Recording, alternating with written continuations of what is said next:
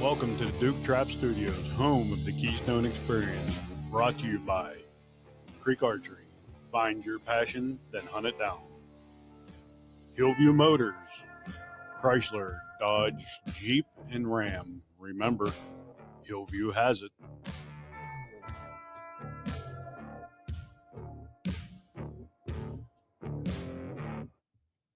What's going on, everybody? Hey, we got special guests with us this evening. The owner of Gearhead Archery, Mr. Skippy Peterson. What's going on, buddy? Oh man, it's almost time to hunt deer, isn't it? Well, to be honest with you, I've been hunting for the last 3 days here in PA, but I'm on a special. I got into a program called the Certified Hunters of Pennsylvania, You're a and I'm sharpshooter. allowed to go in on deer agricultural damage stuff and shoot deer with a rifle or a bow Gotcha. wherever I need be. So I All get to right. start August 1st and hunt until April 15th. That's a So, good gig. That's well, a what are good you gig. guys doing up there? I've had a busy day today. I had an old classmate of mine flew in from Alaska, and to pick up his P30. So I did a special build for him this morning, and then I picked him up at the airport around. It's supposed to be 1 o'clock, but of course there was some delays with some of our weather that we were going on here, and I just took him and dropped him off at his mom. So that's why I've got a little delay here for you. I was running him to his mother's. So, but yeah, bow sales have been going pretty brisk here, and we're just trying to keep up. Well, that's a good thing because you've been putting a lot of custom bows out lately, and I've been posting them like crazy because I took my bow up to this certified hunter's shooting test. I took the gearhead with me, and you would not believe the guys that come up and ask me what I was shooting and, if they could shoot it. I was like, absolutely, have at it. And one guy's like, no, that thing looks way too expensive for me to touch. I was like, hey, it's just like any other bow. Just shoot it. I said, you're going to love it once you shoot it. So Yeah. you might be getting a couple phone calls from some of them guys. I hope. All right, that'd be good. But right now I'm just preparing. I got an event this Uh, weekend called the Illinois Beer and Deer Festival. So I'm kind of preparing for that. Right. Well, I'll start tomorrow, getting bows ready and things. But it's a Friday, Saturday, and Sunday event. It's probably about the last show of the year before the hunting season kicks in, and we'll be headed down to that. It's in Bloomington Normal. So if any of your listeners are in the Bloomington Normal area this weekend, they can stop into the Illinois Beer and Deer Fest. so you got any hunts planned? I'm going to Oregon. I have a deer elk hunt the end of September. I'm running to Oregon for a week with a hunt with a friend of mine, and I'm taking Brady Connor with me. He's on our field staff, so I'm going to take him along. He was the field staffer of the year last year. He had a tremendous year hunting, so he was the winner, and he's going with me. Good deal. Good deal. So anything new in the gearhead lineup? Any what? Anything new in the gearhead lineup? Oh, so we built the Carbon P20. So you got the P30, and then from there we went into the Yeah. P24, and we make it in aluminum and carbon. And then there was a guy from Germany who convinced me I should make one in the 20. So we made a carbon P20, and that's been going really well. So that's kind of the new one for this year, and then we'll probably get into the target version of the P36. The P36, that's a target bow, right? Yeah. Are you getting all this? Because I keep jumping in a reconnection and a connection. So is the audio working out for you? It's skipping, but for some reason Riverside like fixes all that stuff. Oh, okay. So I see my screen and there's a delay, and I'm just like, is this working or not? Yeah, I'm getting you over here, and it'll be like breaking up, but Riverside somehow fixes it some way in post production Okay. after it's all said and done. It straightens it all out for some. I have no idea how it works, but it does it. I did one Okay. with a guy from British Columbia, Silent Mountain Outfitters, the other day, and half the time I couldn't tell if he was talking or not. And when I replayed it, it was perfect. It was crazy, crazy. So, what else is going on up there in Wisconsin? When's your deer It's season starting? it starts the middle of September. I'm usually I don't even go hunting, and it's kind of bad to say. Wisconsin's such a deer hunting state, but I haven't hunted Wisconsin since 2001. I do most of my hunting out west, Wyoming, Montana, and just the western states. I'm kind of in love with the west, so that's kind of where I spend most of my time. When I'm here, I'm usually building bows and getting other people ready to go hunting. I know I've been looking into coming up there to Wisconsin because for an out of stater for the first trip, it's pretty reasonable. It is, yeah, almost too And cheap. I I talked to a couple other guys like Dan Involt, and he was Hmm. saying about the public land that you guys have up there. So I Yeah, don't know. I might try to make it up there next year. that would be good to see you. You could come by the factory. We could put you to work. I mean, man, I don't know if I could put you on the payroll, but I could put you on I'll, the charity hey, the charity roll. hey, you do enough for me now, buddy, with what you've taken care of. What I mean, I All got right. both of them. I got the mossy oak version and I got the black version back there. And I'll tell you what, I'm in love with these things. I mean, I try to push them on everybody. Everybody I see. Yesterday, 3D shooting guys were asking me about them. And usually when I go, I take both of them and I let everybody shoot the black one. I kind of don't like letting them shoot my mossy oak one. I don't want that getting scratched. I got two more mossy oaks coming in the mail tomorrow. That seems to be a real popular pattern right now. It's almost like it's more popular now than when it was when it first came out. And it just seems a lot of people have just gravitated to the old school mossy oak again. Yeah, I don't. I mean, all my new clothing from Element Outdoors is all the mossy oak bottomlands, but I've always been a big mossy oak guy. It's my Yeah, favorite camo. So, yeah. So when does so what Pennsylvania's else? deer season What open? else we got? We start September 20th in 2B, which is Okay. my area around here, and then the rest of the state opens. I believe it's October 1st. I believe. And then now, I don't know if you heard or not, but we are allowed to hunt on Sundays. Well, that's always should have been. I mean, that's a stupid rule. That's just my opinion, but that was just a stupid rule. So, especially for someone that works all week Yeah, to get to the weekend and then they get one day to hunt. It's like seriously, it's like, what are you thinking? I mean, I look across all the states and it's just like some of their rules are just dumb. I mean, just you know yeah. the I whole agree with you. I mean, the whole wolf thing in the I West. never thought in my lifetime. Go ahead. I said the whole wolf thing in the West too. I mean, that's just. I mean, I had a discussion with someone from Idaho in an area that they normally see 200 to 300 mule deer. They're seeing like single digits, and they actually had an elk tag last year and they found a couple elk, but they felt bad even wanting to shoot them because their numbers are so low. And it's just like it's almost like the anti-hunters have made a play using the wolf as their vehicle to just drive our numbers down where we just don't have as many things to go hunting for, and it's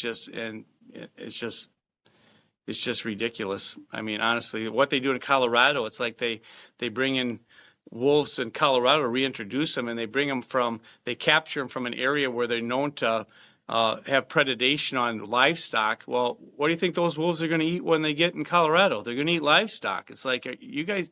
Sometimes the smartest people just don't work for the wildlife agencies. I mean, they're just dumb. You know. Yep, I agree with you. But I agree. I've been watching that thing that Ted Nugent's been doing up there in Michigan with the DNR. yeah, That whole trial thing that's going on, and some of the stuff that they're trying to do up there. I mean, a state that's, the heritage in hunting up in Michigan is, just is like Wisconsin and Pennsylvania, well, yeah. I you mean, know, it's a and huge revenue I mean, they're vehicle for all the. destroying the state. Yeah, it's a huge revenue vehicle for the local businesses, from eateries to hotels to transportation, you name it. I mean, it's a lifestyle, and they're just totally destroying it. And then, as we saw what's going on in Minnesota too, with the deer farmers and stuff like that. But it's just, oh, it's just they're not. We are the minority, and we need to join together and not be bitching between ourselves, and actually, stick together and get what we believe in through a lot of these things. It just seems we fight amongst ourselves more than we should. You know. Yeah, yeah, we do. I agree with you there. It's you see it on Facebook all the time. Guys putting each other down for what they shoot and stuff like that. Hey, if it makes you excited and you want to Yeah, put your tag on it, shoot it. I'm all for it. You if know, it makes you happy, you know. don't give a kid a hard time because he shoots a spike. I mean, Right. I, I I don't believe in any of that stuff. It's your tag. You want to use it on something small. You want to use it on something big. I mean, it's yours. Do what you Yeah. want with it. You paid for it. Yeah, as sportsmen, we are the we're the ultimate game managers. I mean, we make the decisions when they can pass the laws, but we're the game managers. We decide what we harvest, you know.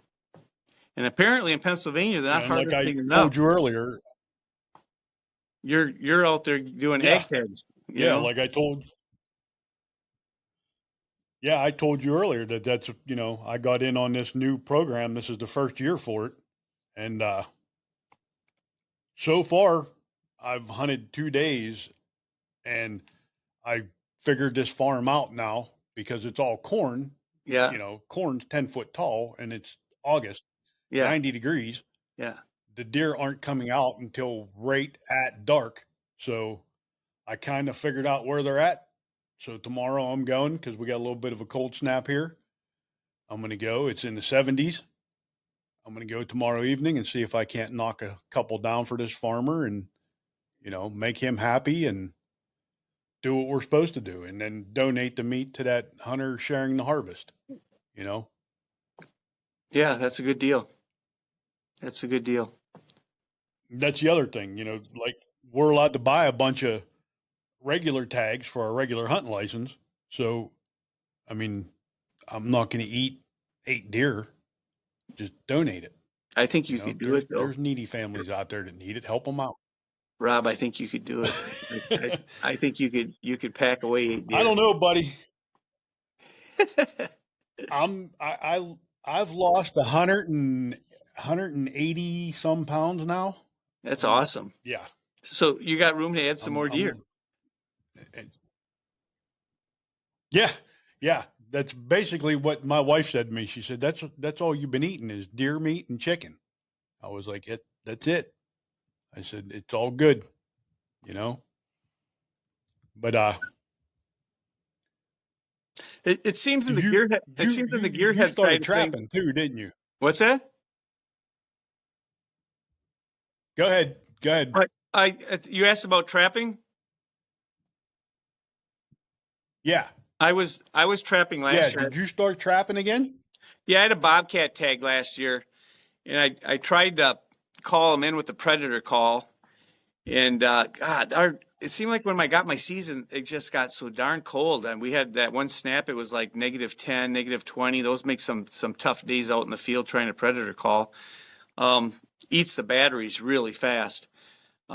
So then I got into trapping a little bit on the farm, and we had some close encounters, but I didn't get one caught.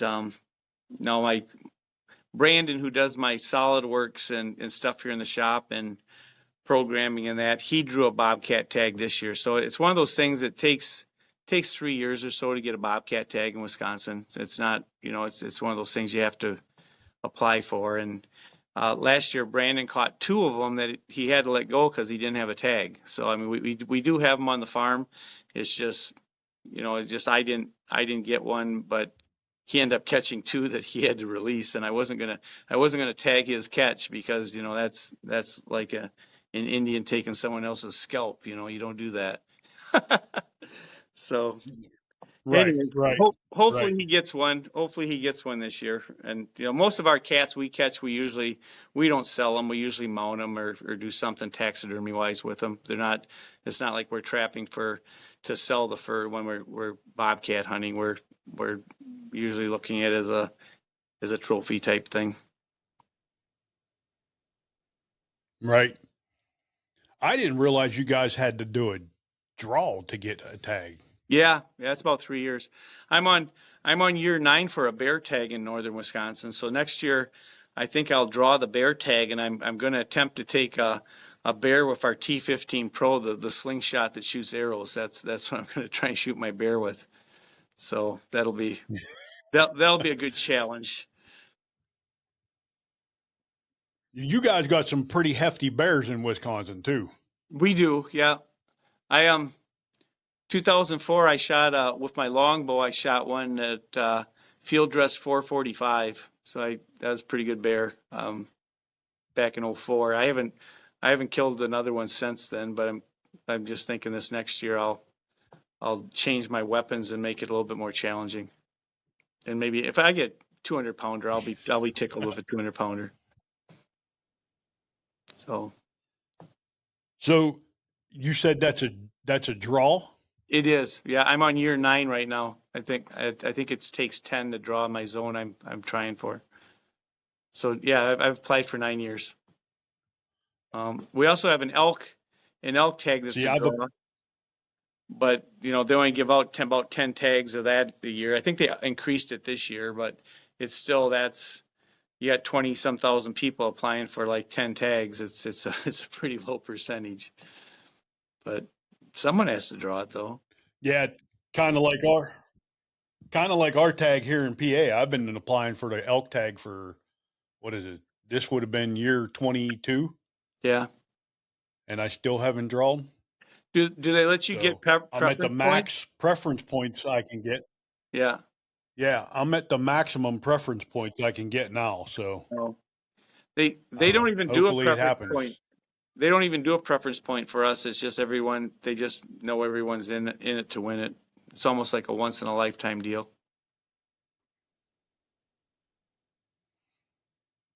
That's what they said they were going to do here in PA. Is once you draw, that'll be it. You won't be allowed to ever Right. apply for a bull tag again. You can apply for a cow, but not a bull. So Right. and they limited for next year the limited number of out of state license. Okay. They're knocking it down. Like it'll be a percentage in each like archery season. It'll be I think it was 3%, and in regular season it'll be 2%, and then late season will be 2%. So it'll be I think that 2% depending on the number of tags is like 2 tags, 3 tags. I think something like that, a max. I'm surprised they even let non-residents apply, for how few tags they have. You know, it should be a Yeah, PA they thing. they do. I think this year they gave 160 tags. I think is what it was. I went up to the drawing. It was the first time I ever went up for it, and I'll tell you what, it was 90 degrees. Didn't see a single elk anywhere up in the mountains, but it was a good time. I mean, it's like a party atmosphere for that drawing. Oh It's like yeah, a big festival. So, and them little mountain towns up there, they need that kind of money. You know what I mean? sure. And So it but it was was it was pretty interesting. so was the winner present that drew the tags? Were they in attendance when they heard their names drawn? There was 3 people there. Okay. 3 people. That was it. Yeah. And Greg Ritz from the Hunt Yeah. Masters. Yeah. Yeah. He drew a bull tag for PA, an archery bull tag. Wow. Did he get an elk? and he's going with my buddy. Not yet. They start September 1st, I believe, Okay, so it's is happening when they this start. fall. So it's happening this fall. Yeah. Okay. Yeah, he'll be hunting with a buddy of mine that has an outfitting business up there called Elk County Outfitters. Okay. So Well, he should do all right then. it'll be on TV, hopefully. Yeah. Oh yeah, them guys put their clients on some monster bulls up there. That's why I was trying to find the number of tags that they gave away, but I can't find it for some reason. Hmm. I don't know. Might be getting some crazy weather because my phone's acting weird. It's like not picking up internet. That's So what I was wondering on the a I little think bit you because guys are sending your bad. you guys cut in and out a lot. Yeah, something's going on.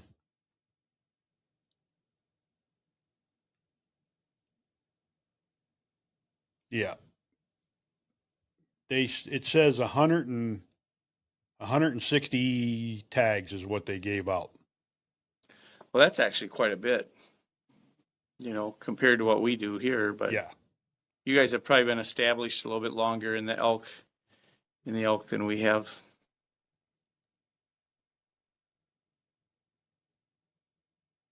Plus our wolf, yeah, plus 100. we have more predators here. I think the wolves get some of the calves, and especially the bears. The bears get a lot of those calves.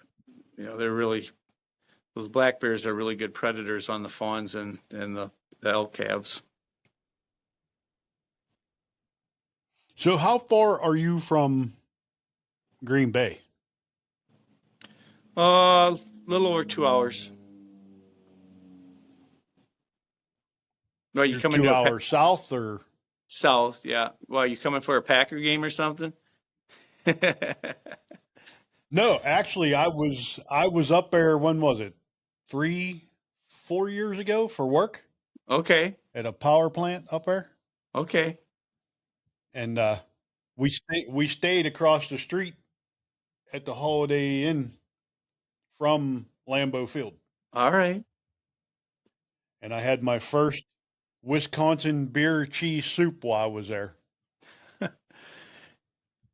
Did you have some Culver's cheese curds or anything like that? Did you get some cheese to take home or some spotted cow or anything like that? We had cheese curds from a couple of the restaurants while we were there. I got to actually see some wolves while we were there. Oh yeah. The uh the guys at the power plant were telling me, you know, at night you don't want to go out into the parking lot by yourself. They said because them wolves are out there, and I'm like, man, there can't be that many. You know, the parking lot's lit up. Them wolves ain't going to be in the parking lot. Right. Well, there was wolves in the parking lot, Huh. and I'd seen wolves in Thunder Bay, Ontario, when I bear hunted, but never seen them anywhere else. And I'll tell you what, they're a pretty awesome sight to see, but pretty destructive animals. Yeah. Yeah. Every time I see one, I mean, it's I would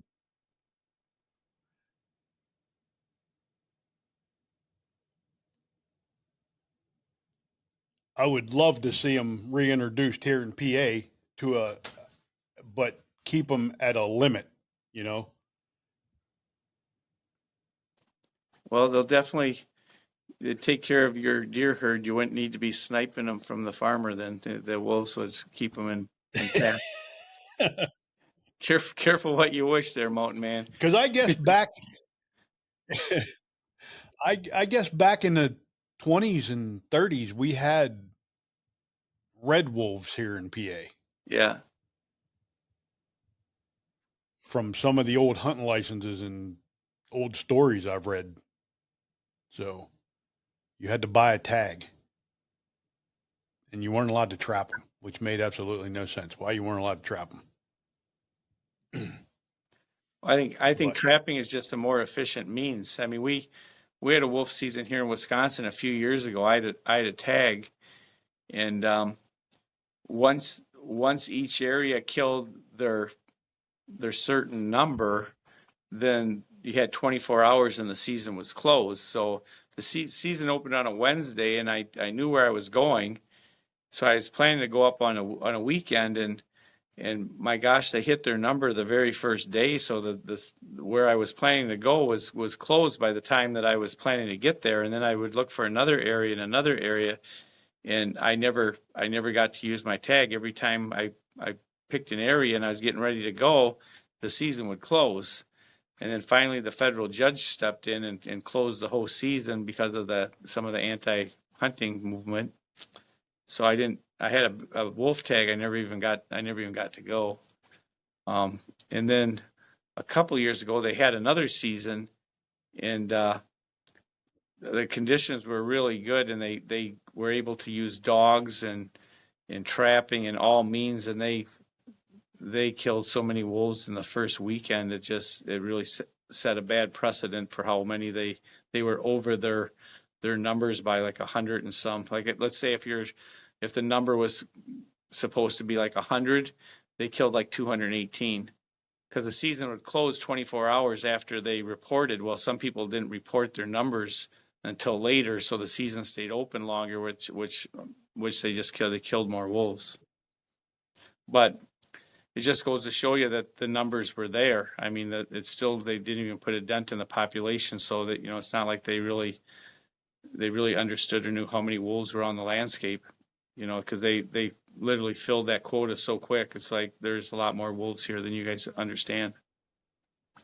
So, and now we're back to not hunting them again. So the numbers are high, and if you go too far north, you don't see a whole lot of deer.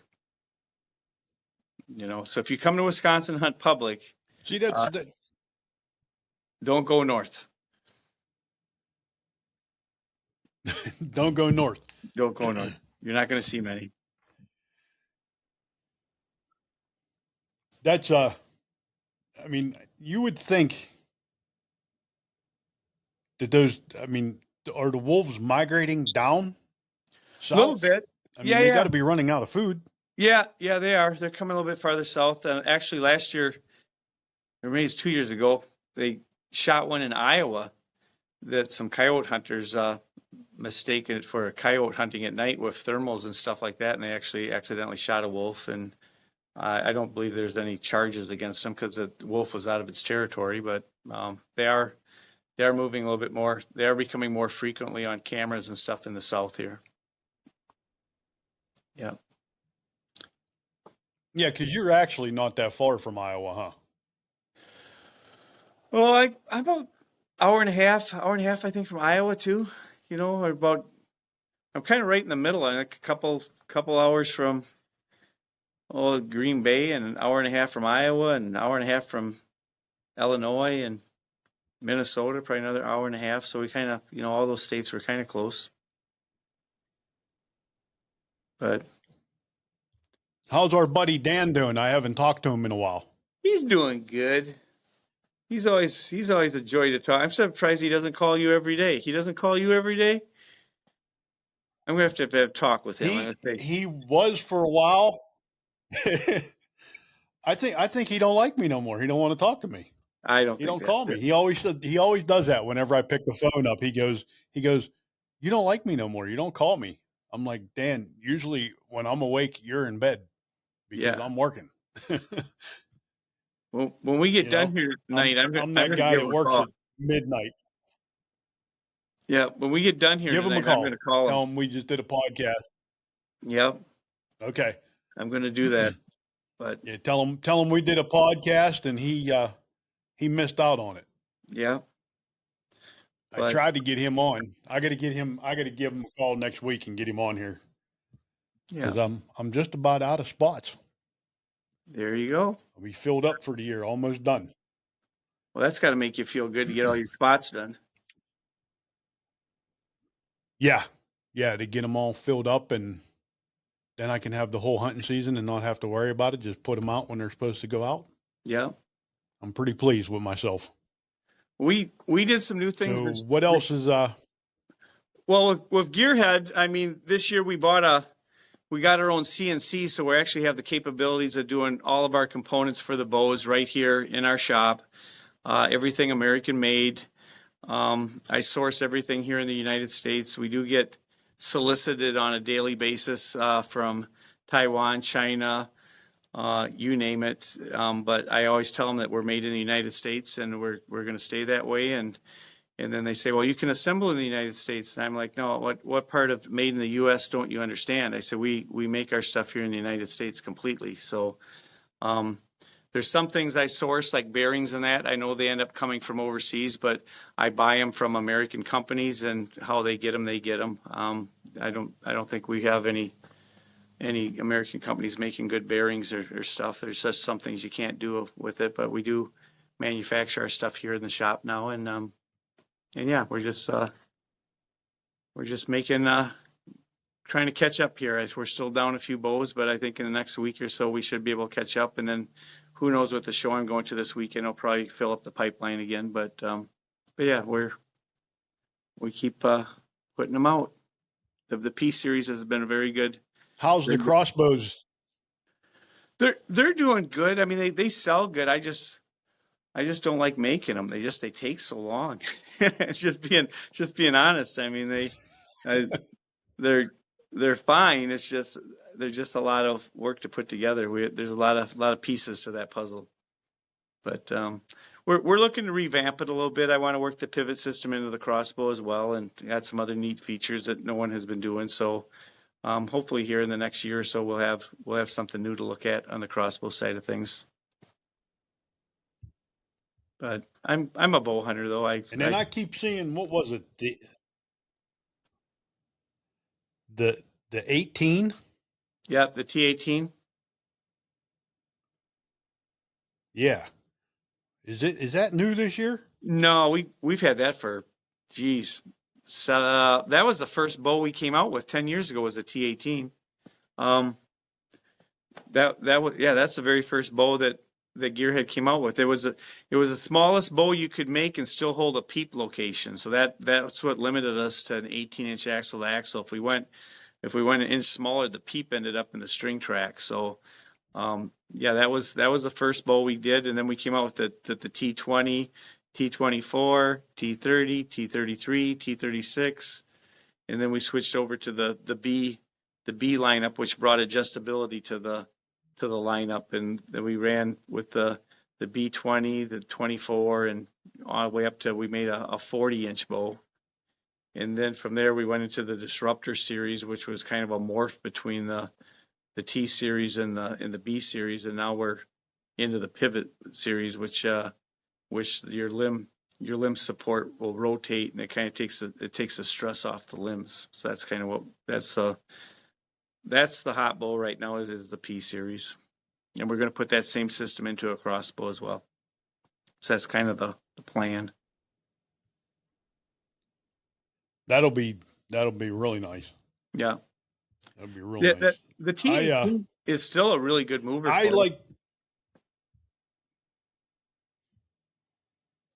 was going to say, I like the handle, the grip adjustment, because I have a hard time paper tuning a bow. Yeah. And I'm not one for shimming and playing around with that stuff. I mean, I was hitting, I forget when I paper tuned mine.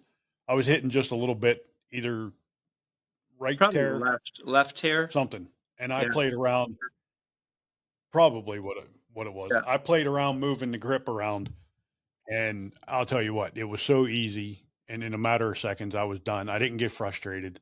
Yeah. I didn't leave the bow in the press down the shop and walk away. You know, it was so nice. And I try to, when I'm down there, I try to tell the guys, just shoot it.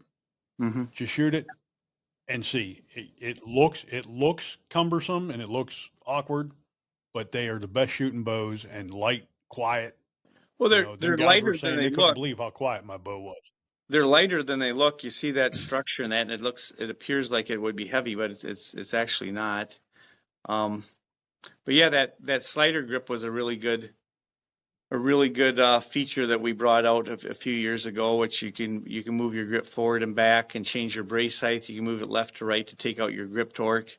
One of our pro shooters, he always liked it because he'd be all sighted in, and then he could fiddle with his grip, and it didn't affect his sight tape at all. He could kind of play around a little bit, and it didn't really affect anything. So The guy that was just here from Alaska, we put a slider grip on that too, and he really liked that feature where, he doesn't need to go to a shop and get a press or anything to change his draw length or whatnot. He can either move his grip or he can use the rotational module. He's got two different ways to change his draw length without the need of a press. So that's kind of a good feature. You can really micro tune. We tried to make it where instead of you adjusting to the bow, that the bow totally adjusts to how you want to shoot and what your specs are and how your body holds the bow and shoots it and stuff like that. You can just adjust it to you. So yeah. And I like the limb stops. Yeah. I love the limb stops. I want that dead solid wall when I drop back there, and that's exactly what it is. I mean, it's just the whole thing's comfortable. I noticed that I was dropping my other previous bows down in weight. And then when I ordered this one off you, I got the 65 pounds. Yeah. And I got it back up to 65 pounds, and that's where it's at because I can draw it again. Sure. Where with my older bows, I was starting to, getting old. Can't draw that 65 pounds back no more. But it's just. Do you want to shoot more? Do you want to shoot more weight? Do you want to shoot more weight? You could probably get another. I'm actually perfect. Okay. I'm happy with 65 pounds. Okay. Because you could probably get 70 out of it. I'm comfortable. If you wanted to get 70, you could probably move it to this. Might have to try it later on. Yeah. But you're dialed in now, so you're not moving nothing. No. Nope. And I'm actually back to shooting fixed blade broadheads. Okay. Which one you shooting? I'm shooting the Rec FX4s. Okay. They're from Michigan. And I shot a doe with them last year. Shot 3 or 4 does with them last year. And I mean, these things are unbelievable. They fly like a field point. And you can't find that too often out of a fixed blade broadhead. No. Are they short? My daughter, yeah. I actually don't have my quiver down here. My quiver's upstairs in my hunting room. I should have brought it down. But my daughter's shooting their mechanical broadheads, and they got a on impact cut of 3-inch. A 3-inch slice on That's impact because they call it a slap cut. Yeah. It's unbelievable. She shot a buck last year, and he was slightly quartered away, and she hit him at the last rib, and it went in, and it just opened his side up coming out the other side like somebody took a butcher knife and just cut his rib cage open. I was completely impressed for a mechanical, the way that thing functioned going through that deer. Wow. It probably the easiest blood trail I ever had to follow. You didn't have to go far either, did you? No, he never made it out of the food plot.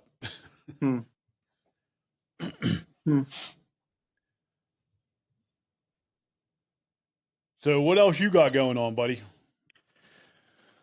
Well, I'm just kind of getting ready for the season. I can't believe we're in mid-August already. Looking at September, it's like this year has gone by so extremely quick.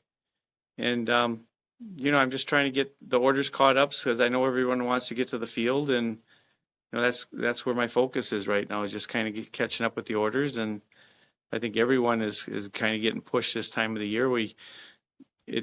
We prepare for it, but it still happens every year. People wait to the last minute, and I'm still trying to wrap my head around when I was a youngster getting ready to go bow hunting. I would get my bows in May or June and practice and go to bow shoots and stuff. And it's amazing how many people will pick a bow up on a Tuesday to go hunting on a weekend. It's like I always like to get some time behind the bow, but it just seems the attitudes have changed a little bit from when I was a youngster. So yeah, I get a lot of that. Can you have it to me by Friday? And it's like we do it whatever we can to make that happen. So and then a lot of people too I cut. noticed that being down at I noticed that being down at Chris's down at the shop down there helping him. Guys would come in, you know, a week before the season starts, and hey, I want to get this bow, and Yeah, I've never shot a bow before in my life, and it's like, are you kidding me? You want exactly. to hunt Saturday morning? Yeah, That's insane. yeah, It's yeah, insane. yeah. But we do what we can to keep them, get them to the field, and help them with whatever they're trying to do. You know, it's so honestly, there's some of them that probably should take some time off and learn the weapon before they go to the woods. You know. Yeah, yeah. We I got that deer lease that I've been on for I don't know 6 or 7 years now, and last year I found 3 bucks that came off of the neighbor's property onto ours Mm-hmm. that were shot with a bow.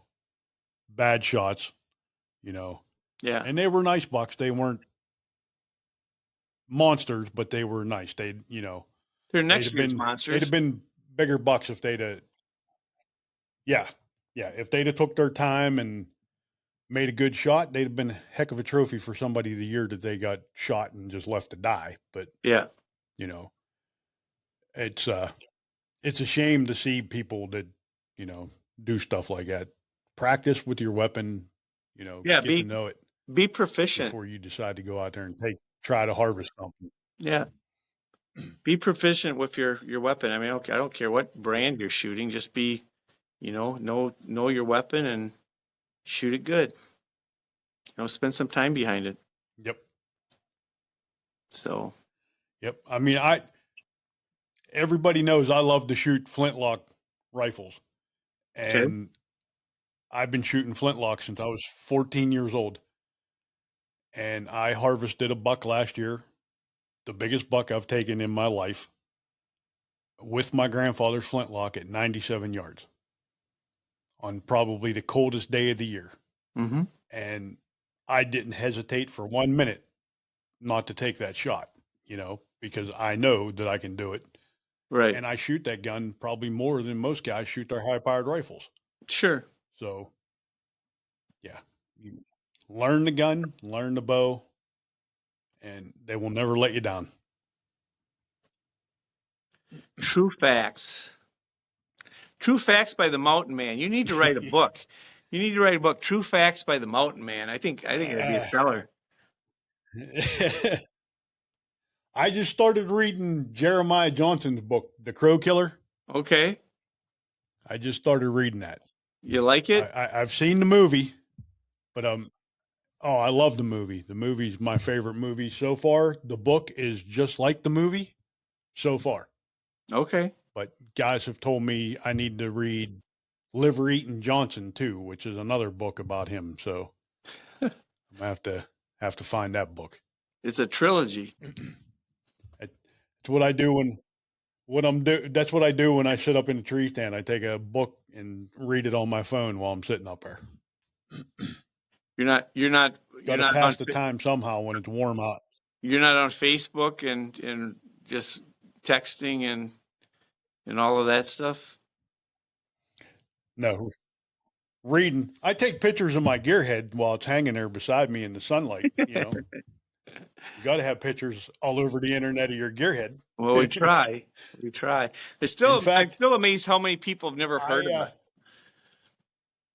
it. I'm still shocked it's at how crazy. it really is. I mean, the amount that we advertised back in the day and, winning Vegas 3 years in a row and sweeping the podium and 12, 13 national championships. It's still kind of, it's still kind of shocking to me that you still run into people's like, oh, I've never heard of this, and it's like, well, we've spent a lot of money trying to get the word out, but, it's just, It is now. It's become more of a grassroots, show your friends type of a thing, and it's growing. It's growing in that manner, more than spending crazy money on full page ads and things like that, and television. And the television's kind of died off a little bit.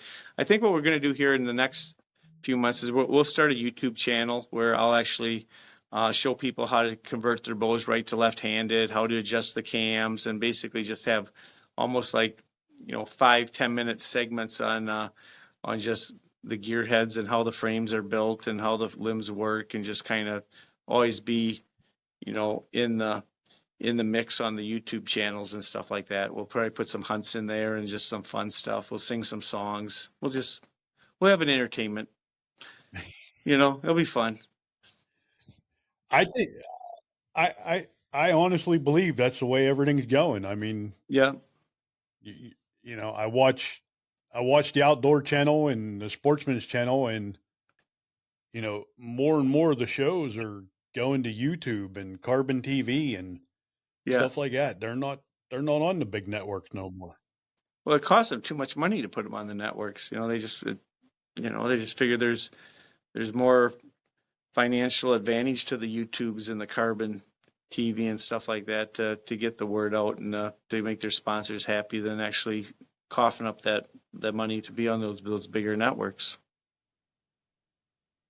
Mm-hmm. Yeah, I mean, the podcast is on Carbon TV, and I mean the first year and a half of being on there, we picked up way more viewers and listeners than I thought we would, and I'm going to be I on told him Carbon I'd do it TV. again for the next. Rob, I'm going to be on Yes, Carbon sir. TV. I'm going to be on. Oh Yes, my sir. God! I flippin' made it. I'm on Carbon TV. Yep. With Philip Vanderpool. Get Can to I be be on on there with Carbon TV with Philip Vanderpool? Yep. All right. Hi, Philip. Yep. We're on Mr. Carbon Philip TV Vanderpool. together. That's good stuff. It's funny because he was my first podcast this year, the very first episode this year, and he could not get the Riverside app to work for him. I had to do it over the phone with him, just like we used to do it. All right. I said, Philip, it explains itself how to do it.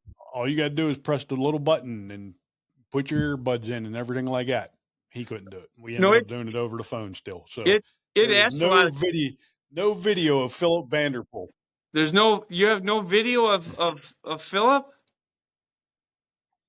You couldn't even put like a little pencil sketch in the corner or something like that for the sad daddy boy? No. Oh my gosh. No, sir. Huh. Well, I've never tried to get on the app. What does it ask you to do when you get on here?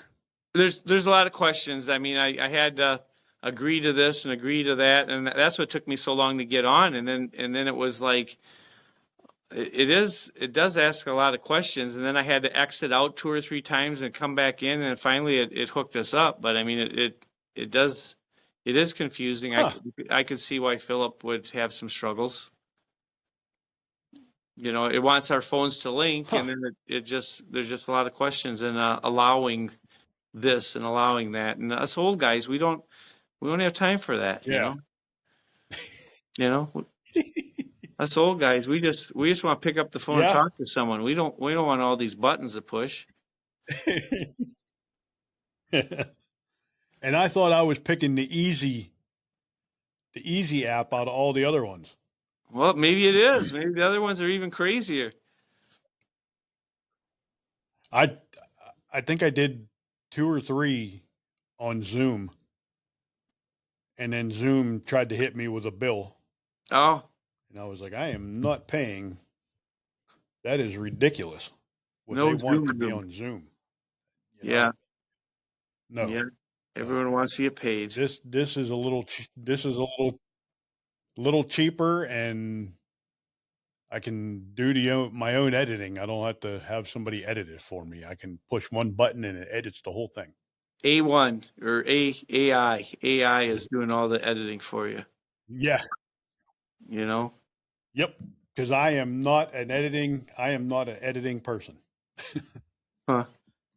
A lot of our new designs and So stuff, I Mount Man, I got some stuff sitting here. We actually 3D print some of our stuff oh just to kind of make sure things work together. Here's a 3D buttstock that we're working on for the new version of our crossbow. And then here's another.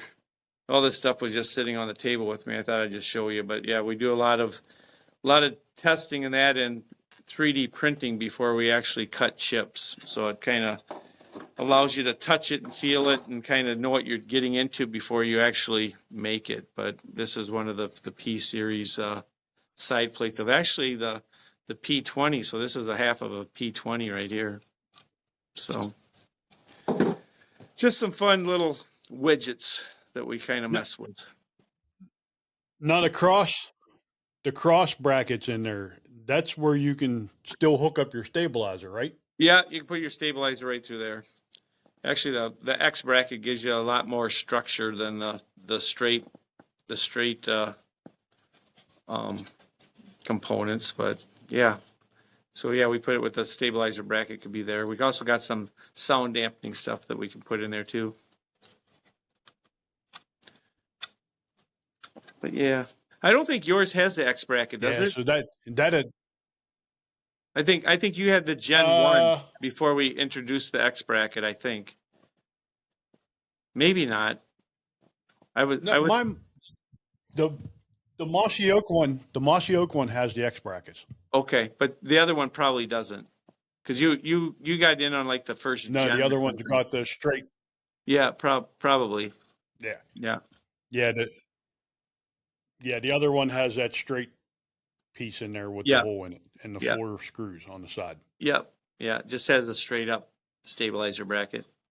Although I don't even run a stabilizer bracket. I just Yep. keep everything really simple. So I just go You know what lightweight, I got minimalistic. on What's my that? stabilizer bracket What's that? is I got my painted arrow adapter for my phone. Oh, so you can I film. hooked it to You my stabilizer you film bracket. off of that. Yeah. Gotcha. Yep. Hmm. Yep. And then I was doing what you had suggested before, sticking my GoPro up higher and Yeah. facing it back towards me. Yep. So, Interesting story about the and painted arrow boys. it works.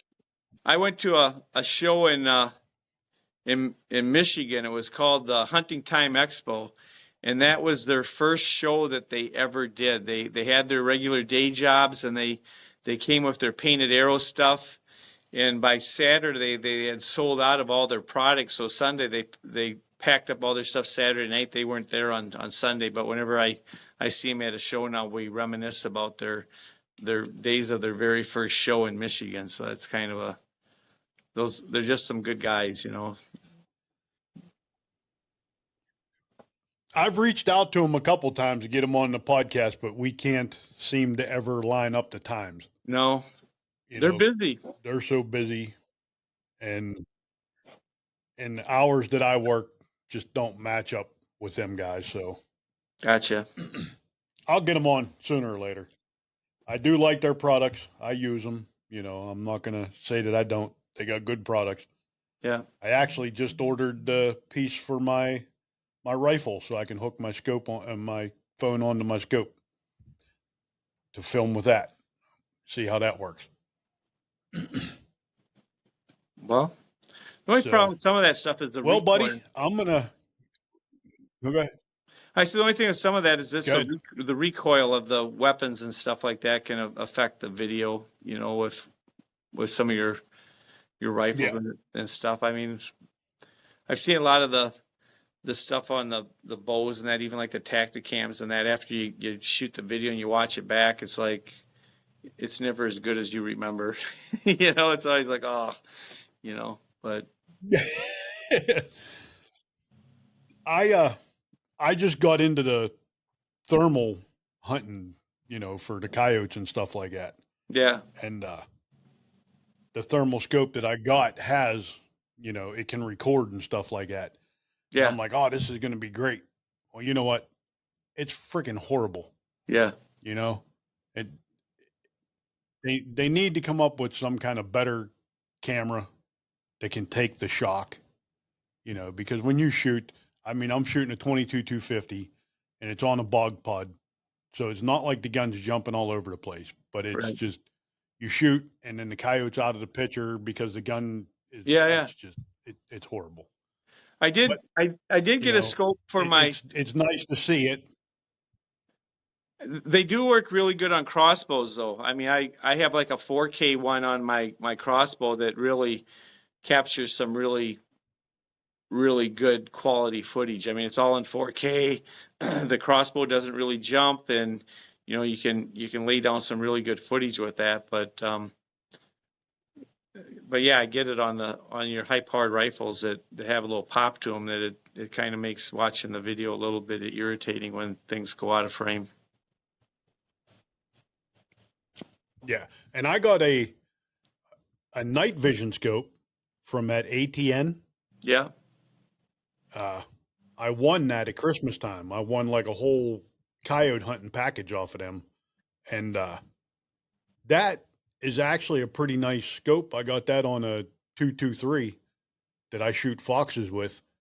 And it actually, it can actually handle the gun that it's on. So Yeah. it doesn't, doesn't I get think all crazy and you lose things out of frame and stuff like that. I think that's what I have on the crossbow. Is an ATN, and it's in 4K, and it just it's just a really. I got it for a Christmas gift for my wife. She must really love me. But yeah, I like it a lot. Yeah, ATN makes some good products. Yeah. And then I just bought actually just got a RIX, RIX, their thermal monocular for scanning at night. Okay. I picked one of those up. It was on sale, so I, bought it while it was on sale. But I'm gonna take it out here in a couple nights here. Go out and start shooting some coyotes here pretty soon. Coyotes are in We'll trouble. see how it works. Oh yeah, yeah. Well, buddy, I'm gonna let you go, All right. Well, and I'm gonna play some sponsors real quick, and then we will end this thing. If All you right. want to let everybody know where they can find the Gearhead Archery, Thank you, Mountain Man. You can access Gearhead Archery on our website at gearheadarchery.com, or you can check us out on Facebook, or you can pick up the phone and just give us a call. We'll do everything we can to get a bow in your hand and have you become a part of the Gearhead family. We appreciate you. well, hang tight, buddy. I'm going to play these sponsors real quick, and we will call this an episode. All right. You need me to dance or anything during the? Check out these fine sponsors. Apparition Scent. If you want to dance, dance.